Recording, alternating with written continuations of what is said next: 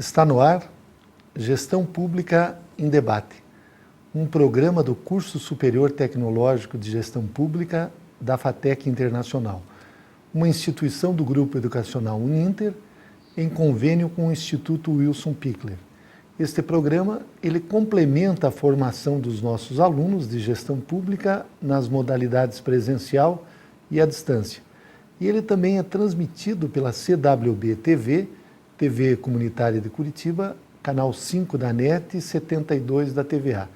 E ele pode ser acessado por todas as pessoas que possuem parabólica digital, através dos canais da rede EdSat, os canais da educação.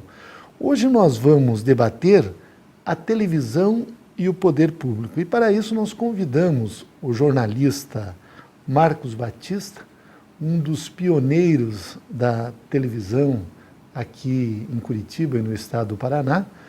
Ele que já atuou no rádio, no jornal e na televisão, e que a televisão paranaense, em especial, deve muito a esse jornalista. Marcos, é um prazer muito grande tê-lo em Gestão Pública em Debate. Eu, particularmente, quero confessar aqui perante as câmeras do Grupo Educacional Uninter de que sofri uma influência sua quando eu me decidi pelo jornalismo. Eu lembro que era no ano de 1973 para 74, e eu vivi uma angústia muito grande de qual seria a minha profissão, Marcos. Eu estava já entrando para o terceiro ano, na época do científico, e nós estávamos num evento de final de ano e disse, hoje eu vou decidir aqui. Era no início de 74, e um professor meu foi conversar contigo, e eu estava próximo, e ele perguntou, Marcos, você está fazendo jornalismo em Curitiba? E eu disse, bom, vou escolher essa profissão de jornalista. A minha dúvida era entre o jornalismo, que era da área de humanas, agronomia, que era da área de engenharia, de ciências da terra, e farmácia. Imagine como estava a minha cabeça. E durante esses 40 anos que você tem atuado na televisão, no jornal, no rádio aqui em Curitiba, você tem deixado a sua marca. Eu gostaria que você nos contasse o início, o pioneirismo aqui na televisão do Paraná e de Curitiba, onde você trabalhava então no Canal 12, que fazia parte de uma rede de emissoras independentes. Nos relate tudo isso, porque depois nós vamos chegar ao nosso tema, que é a televisão e o poder público, mas porque isso é de uma riqueza muito grande, e eu sei que vai também incentivar muitos dos nossos estudantes e principalmente aqueles que pretendem entrar para o ramo das comunicações, do jornalismo. Por favor, Marcos. Jorge, antes de tudo, os cumprimentos aos telespectadores, agradecimento a você pelo convite, mas eu vou rapidinho dizer que eu vim para Curitiba com a ideia de ser jornalista. Mas naquela época, 1966, você sair de uma cidade pequena, dizendo que ia estudar jornalismo. O nome da nossa cidade? Joaçaba, lá no oeste de Santa Catarina, com viagens de ônibus que duravam 12, 13, até 19 horas. Você dizer que vinha estudar jornalismo, enquanto os demais amigos saíam para estudar engenharia, arquitetura, medicina, isso, alguns direito, né? Eu vim estudar para ser médico. Mas aqui dentro eu vim para ser jornalista. Eu tive diversas manifestações nesse sentido no ginásio. Eu fiz no ginásio Frei Rogério, estudei lá também. Fiz o jornal Mexericos da Candinha. Então eu já tinha um jornal.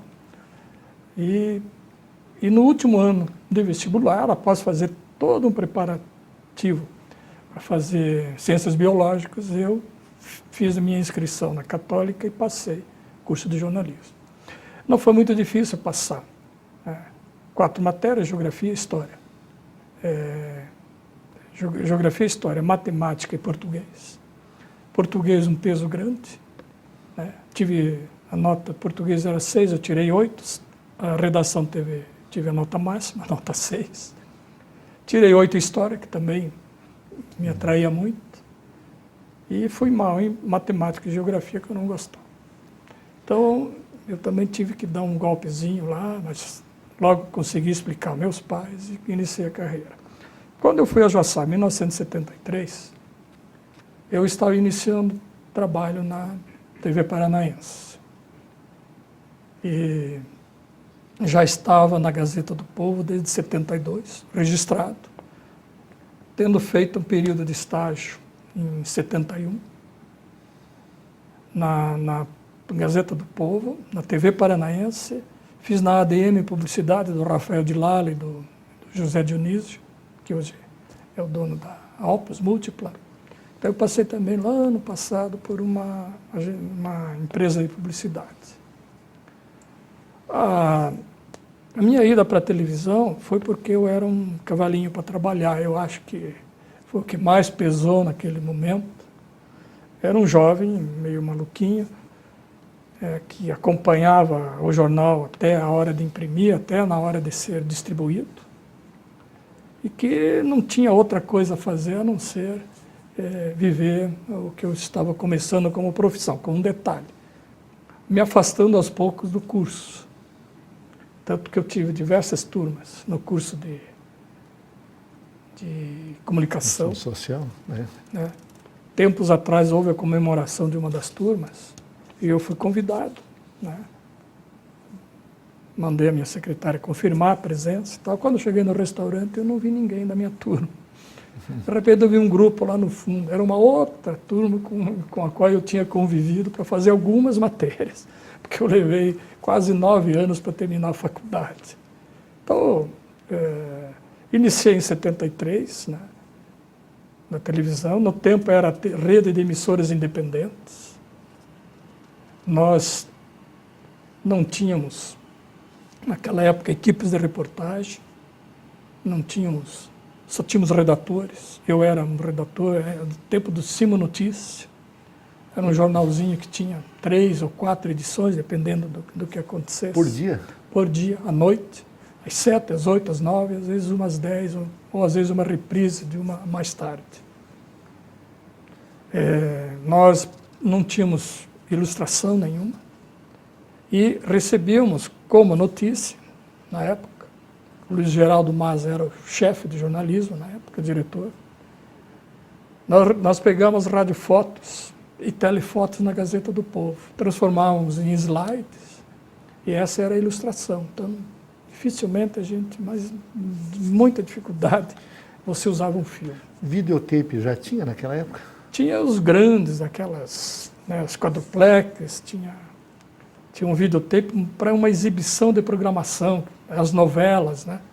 E nós não usávamos o videotape porque era um equipamento estático, né, pesado, enorme, não tinha ainda o equipamento portátil para ir para a rua.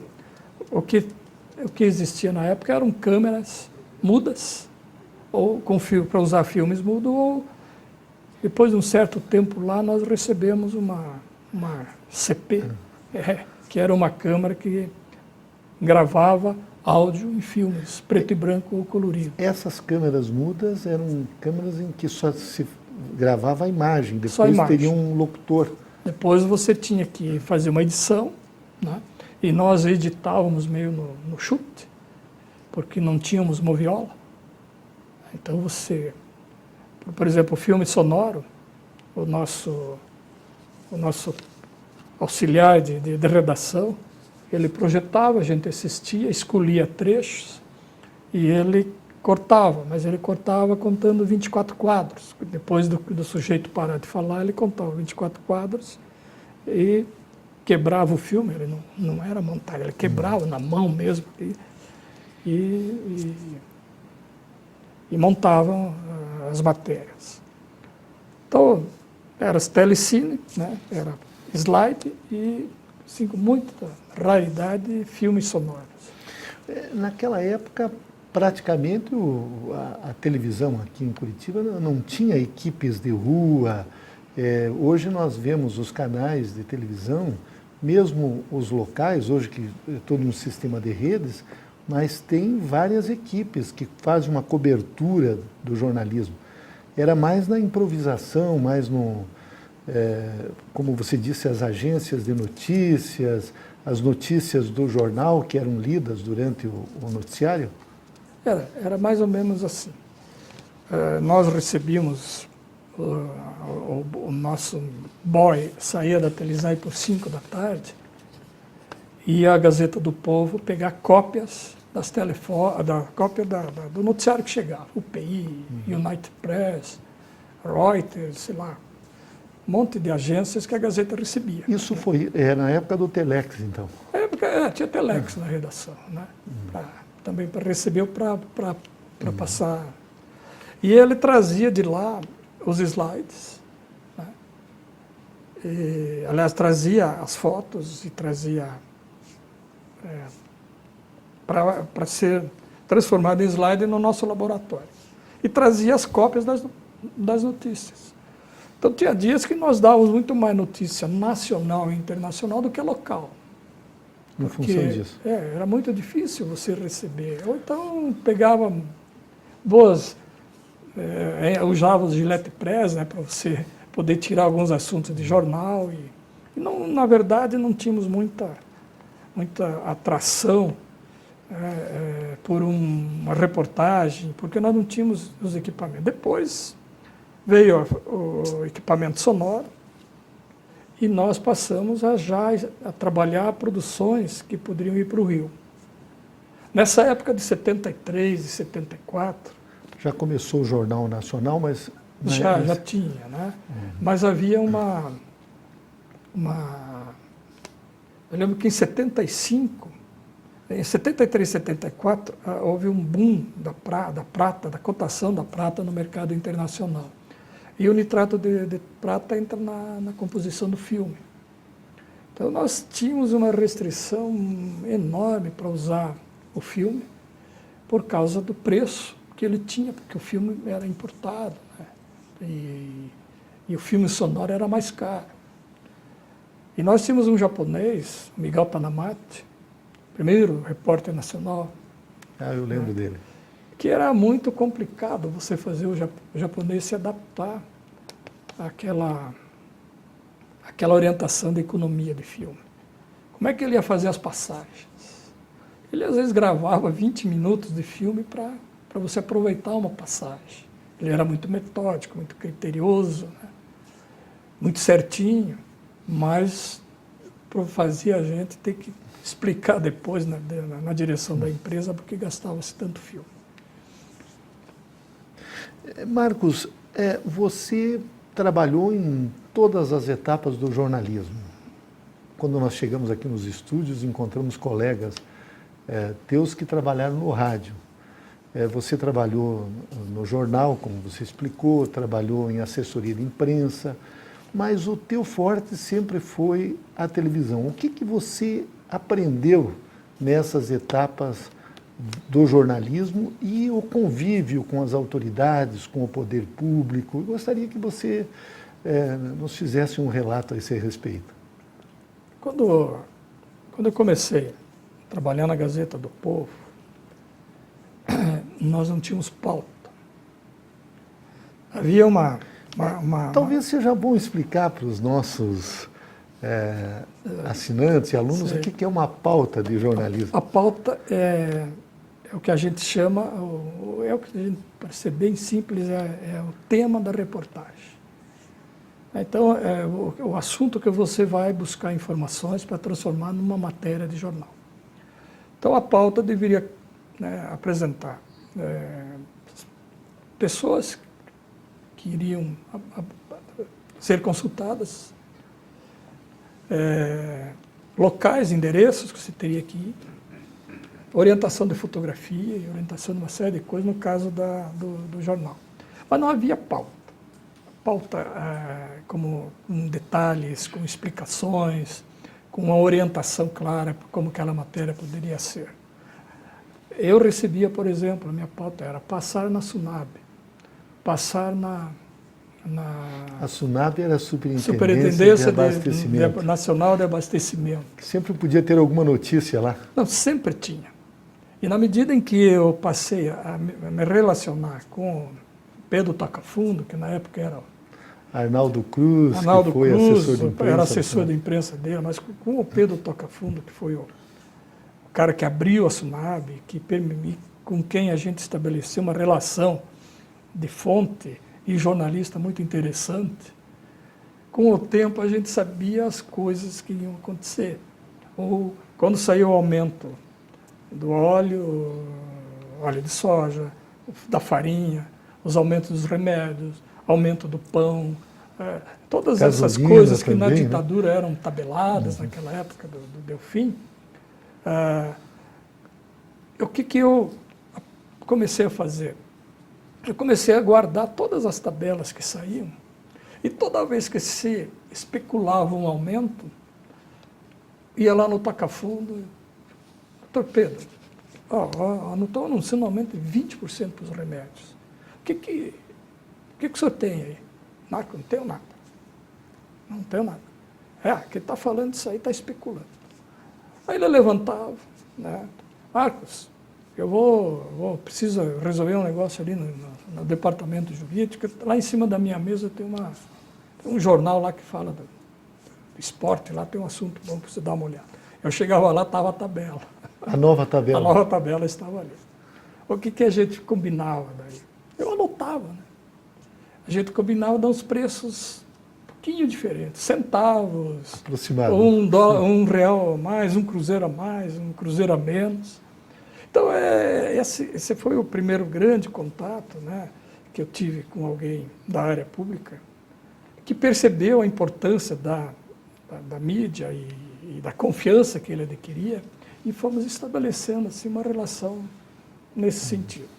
Na época também, nós tivemos, né, por exemplo, a questão da geada, a geada negra, que acabou com o café. Que ela deu 75? 75. Né? E nós viajamos daqui, de Curitiba, acompanhar uma visita do governador Jaime Caneiro, ministro da Agricultura, e o Paulo Carneiro, que era o secretário da Agricultura, aos cafezais do Paraná. E essa relação com o governo, numa época difícil, como era aquela em que a gente tinha censura forte, em que a gente tinha dificuldades de trabalhar, foi uma coisa muito interessante também, no sentido de confiança e de troca de informação, que nós conseguimos captar ali duas coisas. Primeiro, acabou a cafeicultura paranaense, né, de ser a grande produtora nacional. E os indicativos ali seriam de que ela seria uma cafeicultura de qualidade, um café de maior qualidade do que uma produção enorme, de uma qualidade menor. Aliás, desculpa, Marcos, naquela época Londrina era considerada a capital mundial Sim, do café. E nós estamos em Londrina e Ibiporã, né, onde existiam grandes propriedades, inclusive a do próprio governador, a do Paulo Carneiro, né, Bela Vista do Paraíso. Mas o Alisson Paulinelli, ministro da Agricultura, também surpreendeu porque, ao lado de um governador que tinha decisão, né, era um empresário, não era um político, eles foram imediatamente avaliar o prejuízo e também imediatamente começaram a sair decisões do governo federal para atender as necessidades de mercado, para atender o que se perdia. E os agricultores que iam ter que buscar novos rumos na vida, porque o café ia ficar restrito a gente que tivesse condições de sobreviver e também que pudesse investir numa produção de qualidade. Então, o que percebi ali? Né? A agilidade de um governo buscar a palavra de consolo e as decisões oficiais que pudessem dar uma certa tranquilidade a um setor da economia e a própria população que teria escassez de café e um preço novo muito forte no mercado. E isso transformou a economia do Paraná, porque aí começaram a surgir os boias frias, a mudança, inclusive, da agricultura cafeeira para a soja, a mecanização. Se encaminhou também para uma diversificação da economia, né? E também nós, como eu cobria, né, em função das pautas que não existiam, eu fui adquirindo áreas em que eu passei por iniciativa própria, fazer matérias. Então, às vezes, eu fechava sozinho a página local da Gazeta do Povo com as notícias do aumento do pão, da farinha, do milho, do trigo, do feijão, né? E fazia uma matéria de cada um, com caminhos diferenciados, porque eu também sabia com quem conversar, né? Embora na agricultura, na Federação da Agricultura não tenha mudado muito, o Ágide está lá, o Meneghetti está lá há bastante tempo, mas outros setores, nós tínhamos gente atuante, né? E aí eu trabalhava em cima dessas informações. Era uma relação tranquila, era uma relação em que a gente não especulava coisas, mas havia uma compreensão do governo, do secretário, do delegado da SUNAB, por exemplo, em relação ao trabalho que a gente tinha que fazer. Você falou da censura, Marcos. Eu lembro que logo que eu comecei também no jornalismo, nós recebíamos lá no jornal, no Diário Popular, um telefonema aqui da Polícia Federal: vocês não podem escrever nada a respeito dos poceiros do Sudoeste. Nós nem estávamos sabendo que estava havendo conflito com os poceiros do Sudoeste, mas eles davam essas ordens. Você chegou a receber isso na televisão, no jornal também? Eu me arrependo de uma coisa, que às vezes a gente não tem a percepção histórica daquilo que está ao lado, ou daquilo que está nas paredes, né? Os telegramas, os comunicados, nós não guardamos. Talvez hoje, essas coisas todas, poxa, seriam de uma utilidade muito grande para você, no mínimo, lembrar dessas proibições. Mas havia um receio muito grande da empresa, porque era uma concessão, né? A televisão é uma concessão a título precário, e havia muito medo de cometer erros e abusar. Então nós tínhamos uma direção da empresa preocupada, tínhamos a censura de fora e tinha uma censura. E quando você tem esse nível de situação, você adquire uma autocensura que ao longo dos anos você não vai se livrar. Quantas vezes eu me flagrei em algumas situações? Será que eu posso fazer? Será que a gente pode abordar? E isso é uma coisa que marca o profissional. E você percebeu essa autocensura mais no rádio do que mais na televisão do que no rádio e no jornal? Mais na televisão. Televisão? A televisão sempre ela foi mais... A repercussão era maior. A televisão, né, desde que ela se tornou forte, desde que saiu o Jornal Nacional, ela tem uma influência em todos, uma penetração, uma capilaridade nacional muito grande. Então houve uma preocupação. Mas também ali era um momento em que a gente se informava. Por exemplo, o dia que o filho do ministro da Justiça atropelou alguém, nós não sabíamos. Ficamos sabendo pelo telegrama, né? Que não podia dar Que não podia dar notícia porque aquela notícia não era para ser estava divulgada. Censurada. Então, ocorriam esses excessos, né? Quer dizer, Na Polícia Federal tinha um censor, né? Aqui... Tinha no Paraná, mas o que eu posso dizer a você, de uma forma bem amena, é que ele é um cara que tinha uma tranquilidade com relação à nossa empresa, né? Nós tínhamos uma orientação, e essa orientação era bem clara, e também muitas coisas da época aqui, elas não eram notícias nacionais, porque nós não fazíamos parte de uma rede, né? Então, esses assuntos nacionais chegavam aqui e nós líamos, não divulgávamos, né? Mas o efeito maior era em São Paulo, Rio, né? Onde os grandes jornais estavam, né? As cabeças de rede de televisão estavam. Lá que a censura era mais forte. Lá que era mais forte. Então, nós estamos entrevistando em Gestão Pública em Debate o jornalista Marcos Batista, um dos pioneiros da televisão aqui no estado do Paraná. E no segundo bloco nós continuaremos conversando com Marcos Batista.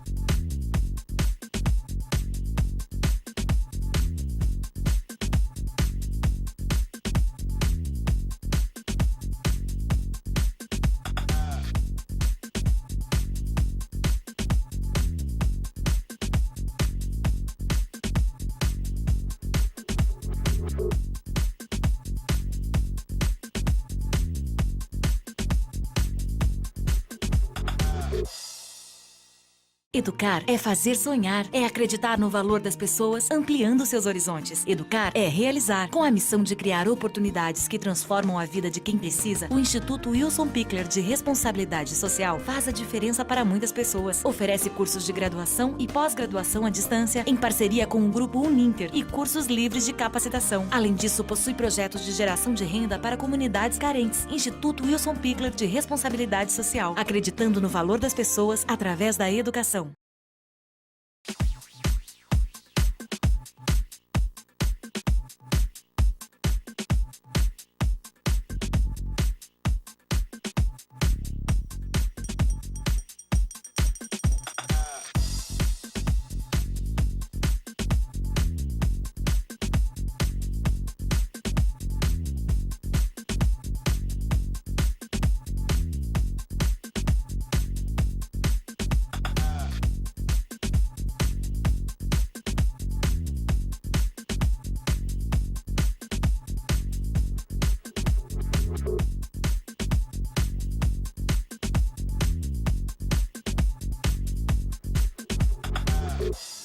Retornamos com Gestão Pública em Debate. Hoje nós estamos entrevistando o jornalista Marcos Batista, um dos pioneiros da televisão no estado do Paraná, e o nosso tema é justamente a televisão e o poder público. Marcos Batista, Curitiba teve o primeiro comício das diretas e vocês conseguiram divulgar esse comício, pelo menos a nível local. Eu gostaria que você comentasse a esse respeito, porque esse foi um momento muito importante da história do nosso país, foi quando o regime militar começou a perder terreno, digamos assim, a cair mesmo. O comício das diretas já aglomerou tanta gente ali na Boca Maldita e em direção a Rua 15 afora, que eu nunca tinha visto algo igual. Mas havia uma proibição da Globo para divulgar. De qualquer forma, nós mandamos, sob aquela velha preocupação do jornalista de ter para a história ou para arquivo, e tentar também, né, divulgar, encontrar uma forma de convencer a direção para divulgar. Nós fizemos uma boa cobertura com o repórter João Carlos de Paula, Caco de Paula. Para mim, ainda hoje, eu considero um dos profissionais de melhor preparo que eu convivi pouco. E ele fez um bruto material. Se a gente fosse editar, daria umas 2 horas de exibição. E claro que não teria onde exibir.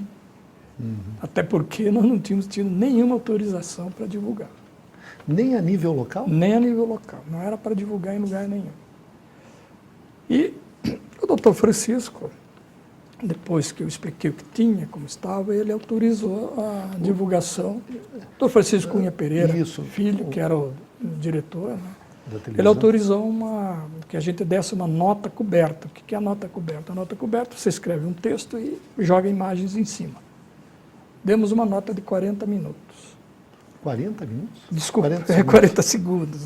40 minutos é muito. 40 segundos. Mas foi um feito, né? Para quem não podia. A nível local. A nível local só. Né? Desculpa, Marcos, por isso que dizem que não foi Curitiba o primeiro comício das diretas, falam da Candelária. Falam da Candelária, né? E a Candelária, por uma coincidência também, eu estava indo ao Rio, né, no voo, que saía de Curitiba às 5 horas, 5 e meia, e quando a gente chegou ao Rio, o piloto avisou que iria sobrevoar uma grande festa, a festa da redemocratização do país, que era o comício das diretas já no Rio de Janeiro. Parecia que todo o Rio de Janeiro estava ali na Candelária. Então ele sobrevoou, foi dos dois lados, para que os passageiros dos dois lados do avião pudessem olhar aquilo. Quando ele acabou o sobrevoo e se dirigiu ao pouso, os passageiros cantaram o hino nacional. E lá na redação da Globo, havia uma euforia muito grande também, porque naquele dia a direção da Globo liberou a transmissão ao vivo dos comícios, de parte dos comícios. Então os jornalistas acompanharam aquilo com sobriedade e com emoção, porque aquilo estava representando realmente novos tempos, né? Também na área de comunicação. Com a redemocratização, começaram a surgir os debates eleitorais e vocês fizeram aqui no Paraná os primeiros debates. Eu gostaria que contasse também. Olha, o primeiro programa que foi criado com o objetivo de discutir, de dar espaço para discussão política foi o Bom Dia Paraná. Foi muito difícil levar ao ar o Bom Dia Paraná, porque havia a gente vinha daquele período da ditadura, havia um temor, né, de como se comportar, de como conviver, como tratar os políticos, como entrevistar políticos. Né? Mas, na verdade, o Bom Dia foi uma escola para todo mundo. Eu levantava todo dia às 6 da manhã, ia para lá, porque era ali que a gente se informava. Eu cheguei a escrever 180 páginas de histórias do Bom Dia, que eram as histórias que surgiam depois das entrevistas. Uma maravilha. E aí entrevistavam políticos de todas as correntes? Aí começamos timidamente a entrevistar, né? Mas depois a gente conversava muito com esses políticos. E os debates eleitorais foram também uma redenção em função daquele período difícil da censura. Nós fizemos muitos debates, chegamos a fazer debate para o Senado, mas foi depois, quando eu estava na direção da TVE do Paraná, Paraná Educativa, que nós realmente explodimos nessa questão. Né? Que nós fizemos, no ano de 2008, por exemplo, 19 debates eleitorais. Curitiba, 3 ou 4 de Curitiba, 2 de Ponta Grossa, 1 de Londrina, 2 de Cascavel, Matinhos, Fazenda Rio Grande, Pinhais, parece que nós mudamos a eleição em Pinhais, Fazenda Rio Grande também. Então, o que foi isso? Nós tínhamos espaço, nós tínhamos uma TV pública que poderia ajudar nesse momento importante, né, que o eleitor vai conhecer, e um debate com candidatos de Fazenda Rio Grande e Pinhais é uma coisa inédita. Mas eles estão na região metropolitana, eles são municípios grandes, né? E são municípios que não têm televisão e tal. Então, acho que isso foi importante. Fizemos debate da reitoria da Universidade Federal. Nós fizemos debate 2 vezes o da OAB. Né? Essas coisas todas, elas são coisas que pouca gente reconhece que foi feito. Só na TV paranaense, que é afiliada da Globo, quantos anos você trabalhou, Marcos? Trabalhei 29 anos. E depois você foi diretor da TV Educativa aqui do Paraná? Eu saí, Fiquei um período tentando ser empreendedor, mas o cara que passa 29 anos com a cabeça do assalariado, recebendo um bom salário dia 15, e um bom salário no dia 1º de cada mês, você não sabe cuidar de um empreendimento onde você não tem mais aquele salário do dia 15, não tem mais o salário do dia 1º, e tem salários para pagar. Mas eu dou um testemunho aqui, eu fui algumas vezes na tua churrascaria e ela era uma churrascaria assim, de alto nível. Ela era boa, a gente se esforçava muito, mas o custo dela, lá no bairro, com o preço que nós cobrávamos, era o custo de uma aqui no centro. Estava errado. Muitos funcionários, estava errado. Né? E outras coisas erradas que eu não soube antes definir. Né? Então deu tudo errado. Mas tem um outro detalhe que eu gostaria de que você nos relatasse, Marcos. Você foi vítima de um sequestro, né? Durante, quando você trabalhava, eu acho que na Gazeta ou na... Eu trabalhava lá na televisão. Na televisão. Trabalhava na televisão, trabalhava na Rádio Independência e ainda estava na Gazeta, que a Gazeta saiu em 90. Né? Eu fui assaltado aqui na frente do Hospital Pacioric, no centro da cidade. Deixei a minha mulher com a minha filhinha, fui buscar leite, voltei, os caras entraram de cada lado. Eu até, em princípio, achei que eram policiais, casaco de couro e tal, embora armas na cintura. E eles me balearam ali. Deram um tiro ali na barriga e me abandonaram no mato. A meia quadra da Gazeta? A meia quadra, é. Eu acho que eles estavam à minha espera, porque eu já tinha percebido esses dois antes. Você acha que tem alguma coisa, foi uma emboscada, tinha alguma coisa relacionada com o crime? Cara, Jorge, eu quero dizer uma coisa. Na época, nós fizemos algumas entrevistas sobre a questão de abate de árvores, questão de fazendas e os índios, com um padre lá de Palmas. O padre sumiu, foi ameaçado, recebeu ameaça e sumiu. Soube depois que eles estavam escondidos num lugar lá no interior de São Paulo. E eu tive o assalto, ao máximo que eu posso. Chegaram a roubar alguma coisa tua? Roubaram, mas parecia que eles levaram o carro, deixaram no canteiro lá de Foz do Iguaçu, né? Mas falaram muito coisas políticas enquanto eles me sequestravam. Foi em que ano isso, Marcos? 79. Então era no finalzinho da ditadura, né? Ainda era um período, um período da ditadura. Isso, é. Eu estou só fazendo essa relação aqui hoje, porque foi um momento em que nós realmente tivemos muita... Você ficou muito tempo hospitalizado? Fiquei. Até hoje estou sofrendo as consequências daquela época, né? Com algumas doenças originárias do sangue que eu recebi. Mas é a vida. Marcos, você trabalhou, depois desse período na Globo, trabalhou na TV Educativa. Foi um período em que a TV Educativa aqui do Paraná se transformou numa TV nacional. Você relatou algumas das atuações da TV pública que você acabou dirigindo em relação a eventos que podemos dizer assim, relacionados a debates políticos, mas teve aspectos interessantes, por exemplo, como o esporte amador, jogos de futebol de times de periferia. Gostaria que você relatasse como é que foi a tua experiência ali. Veja bem, quando você vai para uma emissora de televisão pública, você tem que ter um outro olhar. Você tem que abandonar aquele olhar do mercado, né, o olhar da audiência que é vendida. Você tem que olhar como você vai encontrar caminhos para atrair a audiência. E você tem que olhar a cultura, você tem que olhar as oportunidades que a mídia não oferece a muita gente. Estima-se que mais ou menos 100 pessoas deem opiniões aos grandes veículos nacionais, inclusive as televisões, o tempo todo.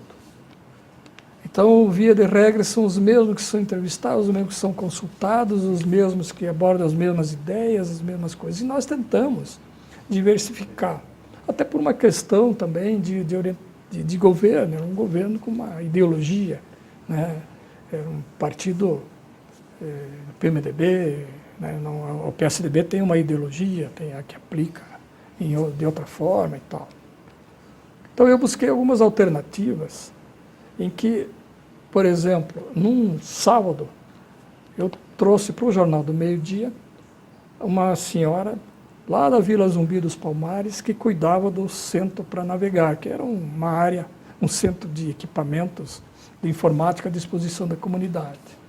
E ela e o marido, que era presidente da Associação dos Moradores, transformaram aquilo numa forma de comunicação dos moradores, de negócio entre os moradores, de orientação para o trabalho, de orientação para compras, de orientação de educação, uma série de coisinhas que eram feitas ali, até escambo, né? Eu tenho uma geladeira, quero trocar para ele, então eu achei um espetáculo aquilo. E a gente normalmente, na grande mídia, não sabe daquelas coisas. Eu convidei os dois vieram no sábado, chegaram na televisão suados. Eu deixei os dois na redação, fui para a redação, quando cheguei lá, eles já tinham sido entrevistados, 2 minutos. Essa é a mentalidade do jornalista que não pode acontecer numa Isso da TV comercial. Não, esse na TV pública. Não, mas a mentalidade da TV comercial. A mentalidade da TV comercial, da agilidade, do pouco espaço, aquela coisa toda. Bom, aí o esporte amador, de uma forma geral, ele não é olhado por ninguém. Eventualmente é uma reportagem aqui, uma reportagem ali, mas não uma continuidade, não uma transmissão de jogos, não como forma de você revelar o que existe por trás da vida daquele ser humano que se destaca, né? Como ele se prepara, como é que ele é localizado, que ambições ele tem, aquela coisa toda, se estuda, se não estuda, o que ele pensa de uma série de coisas da sociedade. Então, e comecei a transmitir futebol amador. O futebol amador também é esquecido. Eu não podia ter o futebol profissional, né, que nós tivemos no primeiro ano, então eu fui para o futebol amador. O que é o futebol amador? Você vai também atrás do futebol amador por uma audiência, mas você vai também porque Capão Raso tem 200 mil moradores, Barreirinha tem 180 mil, você tem 400 mil pessoas potencialmente interessadas naquilo, né? E é uma Londrina, é uma Maringá. Aí você descobre a ausência do poder público também em lazer, em cultura, em atenção nas necessidades de saúde. Então, o futebol amador é a forma de você chegar e conviver. Fizemos a transmissão de um campeonato da Vila Santa Amélia, e o time campeão foi o time da favela. Por quê? Porque os piá nasceram e jogavam bola juntos. Então o time que lá aos 18 anos, aos 20 anos, é imbatível. Se tiver cara bom, é imbatível. Porque jogam sempre. Então, esse lado a gente trouxe para a televisão. Então, eu gostaria até que você fizesse um comparativo entre a TV privada, que tem o poder econômico, um interesse comercial, e a TV pública, que tem um interesse político. No caso, aqui na época, o governador era o Roberto Requião, e ele gravava ou apresentava suas reuniões públicas. Isso lhe deu alguns problemas, essas reuniões públicas? A escolinha, a transmissão da escolinha teve um momento muito complicado. Foi uma ideia dele ou uma ideia sua? Não, essa escolinha já era transmitida quando eu cheguei. Ah, já era transmitida. A ideia nasceu provavelmente de uma visita que o governador Requião fez ao Itamar Franco em Minas. O Itamar Franco tinha uma transmissão desse quando ele era governador? Na Rede Minas, quando ele era governador lá. Segundo o presidente da TV da Rede Minas, que eu convivi depois, ele disse que foi nessa visita que nasceu a ideia. O que ocorria é que o governador Roberto Requião foi denunciado e foi julgado pela forma como ele se dirigia às pessoas que ele achava que tinha que denunciar por estar fazendo algo errado. Né? Então a justiça entendeu que ele não poderia ser daquela forma, por isso ele teve algumas condenações, os recursos estão correndo e tal. E nós transmitimos ao vivo, era uma transmissão feita ao vivo. Sem censura? Sem censura, ele falava, né? E tinha momentos bons, você tinha palestras boas, nós tivemos uma palestra do Márcio Brockman, do IPEA, muito boa, nós tivemos do comandante das forças que estiveram no Haiti, que também fez uma boa palestra, nós tivemos o Frei Leonardo Boff, nós tivemos o Mauro Morelli, né? Então alternaram-se, tivemos um governador de Santa Catarina que veio aqui, também falou e tal. Mas a televisão, nós nos comportamos como uma TV estatal. A TV estatal, a TV pública e a TV privada, elas estão previstas na Constituição. A TV estatal é a Rádio Brás, por exemplo. Era a TVE do Rio, antes de ser criada a TV Brasil, em que ela relata, ela faz bons programas também, mas ela relata as ações de governo. E um governo eleito por 3 milhões de pessoas tem muito a dizer. Tanto para os que foram eleitos como para os que não foram eleitos. Que não votaram nele. Que não votaram nele. Né? Eu acho que, separando essa questão, se houve um abuso na hora de denunciar isso ou na hora de denunciar aquilo, os governos têm que dar satisfações. Né? E a vida de um governo está em tudo que a gente faz. Exatamente. Você participou de alguns momentos históricos da televisão paranaense. Um foi a vinda do Papa João Paulo II. Eu gostaria até que você falasse como é que foi a estrutura que vocês montaram. Vou tentar ser bem objetivo, porque são coisas grandes. Nós começamos a trabalhar a vinda do Papa um ano antes, em termos de levantar assuntos, levantar pautas, identificar as pessoas, quem eram as pessoas importantes, que iam receber, o que o Papa vinha fazer, toda essa questão que envolve uma produção de algo grande que vai acontecer. Ao mesmo tempo em que, pela primeira vez, a gente sentiu a empresa trabalhando como um todo na época, né, que era a TV Paranense. Foi em 1980? Foi em 1980, que é a engenharia, a administração, o próprio comercial facilitando coisas, e a programação e jornalismo, fechados, trabalhando juntos, se reunindo, planejando. Pronto, foi uma bela de uma cobertura. Depois nós fomos cobrir o Papa por causa desse trabalho. Né? Algumas pessoas daqui foram convidadas para trabalhar fora e tal. Eu cheguei a ser convidado para trabalhar em São Paulo, mas com a filha pequena e ainda convalescendo do assalto e suas consequências, eu preferi ficar aqui. Achei que aqui seria mais fácil.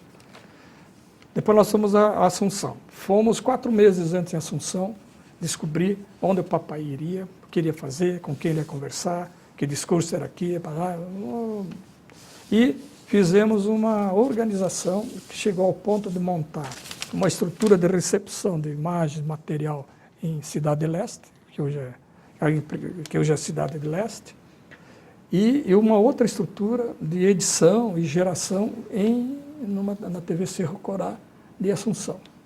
Mas como essa TV tinha intervalos comerciais, e somente nos intervalos comerciais a gente podia gerar, então foi uma outra guerra você editar e ter as coisas prontas para gerar durante os 3, 4. Só que eles tinham intervalos grandes, às vezes de 5 minutos, de 6, então a gente podia gerar um bom material. Nós fomos para lá fazer 1 ou 2 registros, nós fizemos 19 matérias. Isso a nível nacional? A nível nacional, e muitas aqui. A nível nacional, nós entramos quase todos os dias no Jornal Nacional, fizemos matérias para o Fantástico, fizemos para o Jornal Hoje. Por quê? Porque nós conseguimos, na estrutura de 3 equipes de reportagem, né, técnicos, minha direção, produtores e editores, nós conseguimos até deixar matérias stand-by no Rio, em Curitiba, que seriam gerados caso nós perdêssemos algum horário. Então nós tínhamos uma matéria lá, uma acontecendo e outra para acontecer. E as equipes cumprindo esse roteiro. Foi uma bela cobertura. O discurso político do Papa foi bem interpretado por nós. Nós revelamos nisso o Pedro Chagas, a Dulcineia e a Maria Celeste Filipposi, né? Foi uma equipe muito boa de profissionais que nós levamos. E depois veio tudo isso que a gente fez agora, né? A transmissão do Carnaval de Antonina. Nessa época da Globo, nós chegamos a botar nos jornais lá do Rio, todos os jornais da Globo, 20 mil matérias no ar. 20 mil matérias? Durante 3 anos seguidos, nós somos a terceira. Nós só perdíamos para Rio, São Paulo e Brasília. Vocês geravam a maior quantidade de material. Então, nós tínhamos uma classificação de produção muito, muito boa. Até numa das vezes, eu tenho esses dados todos guardados. Mais uma vez, o Paraná é a melhor emissora das afiliadas. Tá? Nós chegamos a ganhar de Belo Horizonte, que é Globo, nós chegamos a ganhar de Recife, que é Globo. Né? E aí eles diziam que a melhor das afiliadas, mais uma vez, como de sempre, é a paranaense. Essa filosofia eu levei um pouco para a TV Paraná Educativo. Né? Nós também geramos boas matérias para a TV Brasil, para a TV Cultura de São Paulo. Nós fizemos transmissões novas, né, de triatlon, de canoagem em Foz do Iguaçu, de shows artísticos, um show ao vivo da Beth Carvalho, que ela nunca permitiu transmissão, nós fizemos. Né? Foi lá no Parque Castelo Branco, os festivais de música. Descobrimos a Orquestra Sanfônica Pato Branco, fizemos shows para todo o Brasil, da Orquestra de Viola de Cascavel, da Filarmônica de Antonina. Então, nós tivemos mais ou menos uns 30 mil artistas de todos os tipos, e passando nesses 7 anos que eu estive lá pela TV Paraná Educativo. Marcos, uma última pergunta. Agora, com essas novas tecnologias da informação, a internet, qual é o futuro da televisão? Vai voltar a ser a TV local ou vamos continuar com essas redes como temos hoje?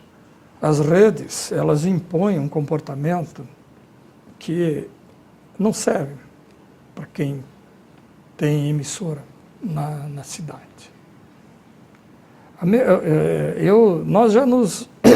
Nós discutimos muito e reivindicávamos que na própria rede paranaense, que tem jornais estaduais, que cada emissora tivesse o seu jornal, tivesse o seu espaço local. Ao invés de ter 5 minutos, 10 minutos ou 12 minutos, como parece que tem hoje, eu não sei, né? Cada uma tinha que ter o seu espaço local. E a tendência é exatamente essa. Quanto mais você tiver coisas da comunidade, quanto você estiver mais próximo dos problemas da periferia, quanto mais você levar, ou debater, ou prestar serviços, melhor. Eu acho que há uma falha muito grande em relação à criança. Há uma falha, a criança é vista muito pela televisão, pelo consumo, né? Pela indução de consumo a pais e às vezes a irmãos. A permanência da criança na televisão e no computador, eu acho que ela é muito grande, porque não há programação boa, não há uma programação específica, a não ser em algumas situações. O idoso, o velho, não é praticamente valorizado, é ignorado. Né? Há necessidade de você olhar. O idoso hoje ele está indo dos 60 a 80 anos com uma vida boa. Né? A longevidade do brasileiro está crescendo. Então ele precisa ser visto pelos meios de comunicação como um telespectador que é novo. Essa classe C nova que está se formando, ela comprou uma nova televisão. Então ela quer em casa mais assuntos. O jovem tem que ter seu espaço, tem que achar, se identificar ali. Né? Então há uma necessidade de uma reformulação da programação, há necessidade de você ter pessoas que conheçam todo o funcionamento da televisão, que é muito raro, né? É muito difícil encontrar esse profissional, e que também tenham uma visão social. O jornalista, para mim, não pode mais ser aquele cara que vai lá trabalhar 5 horas. Ele tem que ter uma formação social, advogado, filosofia, ciências sociais, coisas desse tipo, para ele poder, né, ter atenção à comunidade, ao que o poder público apresenta ou falha na sua relação com essa comunidade, e também a questionar e a cobrar algumas expectativas que não são atendidas. Então, nós entrevistamos em Gestão Pública em Debate o jornalista Marcos Batista, e o nosso tema foi a televisão e o poder público. Marcos, eu quero agradecer muito a sua entrevista, e eu não tenho dúvidas de que você contribuiu na formação dos nossos alunos. Muito obrigado. Obrigado, e agradeço mais uma vez o convite. Foi meio na base da amizade, né? Mas foi ótimo. Tá. Obrigado, Marcos.